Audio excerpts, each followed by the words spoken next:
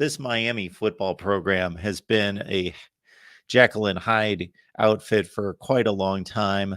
Mario Cristobal has his good moments and his bad.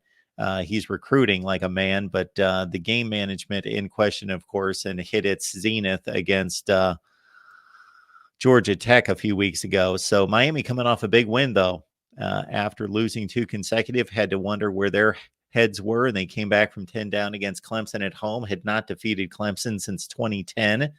So they do get that victory. They're taking on a Virginia team that's got to be riding high. They had lost, oh, shoot, I don't have the numbers in front of me, like 9 consecutive Power 5 games, 9 or 10 consecutive conference games, and they pull that game out against North Carolina team. The stat that I saw from last week's game, Steve, was that was the first time since 1961, Oklahoma, Missouri, that a team with a 1-5 record or worse defeated a top 10 team Well, on the road.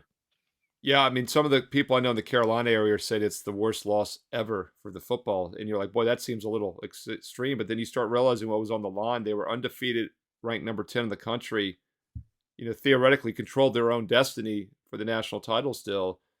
And then you're over a 3-touchdown favorite. You just cannot lose a game. They closed as high as a 24-point favorite. So just from a point spread perspective, it was one of the bigger upsets. We've seen more of those in recent years with all the parity now, but still, you don't see a lot of 24-point underdogs win outright. That happens maybe once or twice a whole season. So, yeah, no matter how you cut it, it was a huge upset. I will say this about Virginia. I'm in the Virginia area. I follow these teams closely.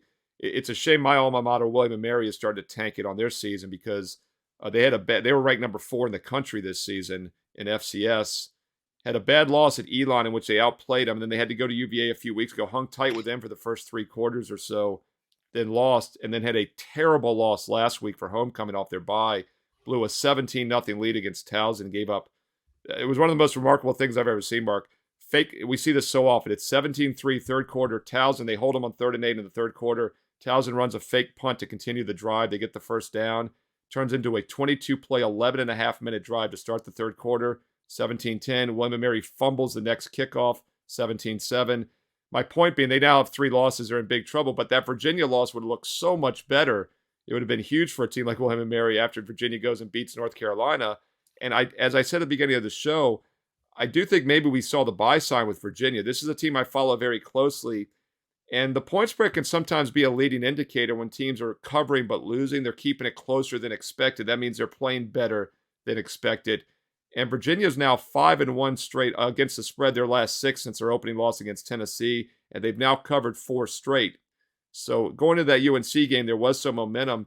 And if you look at their numbers this season, they're not impressive, giving up 5.7 yards per play, 31 points a game, but their opponents have averaged 5.7. They've played some tough offensive opponents, and they throw the ball for 8.2 yards per pass against teams that allow just 7.4.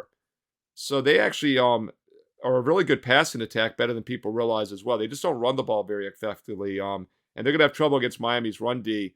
But I do think they'll have some success throwing, and that also gives them backdoor cover potential. My database simulation has Miami winning by about 20 to 20.5 on average. But once again, that's the full season. I think you could probably make a case you could bump that a couple points lower, which gets you right around 19, the current spread. I guess my concern would be, what does Virginia have left in the tank after that huge upset? You do get a little worried about a letdown. But then again, Miami's not in a good spot here at all. So, yeah, I think if you have to play this one, I'd rather have the big dog that's got some momentum that can throw the ball late.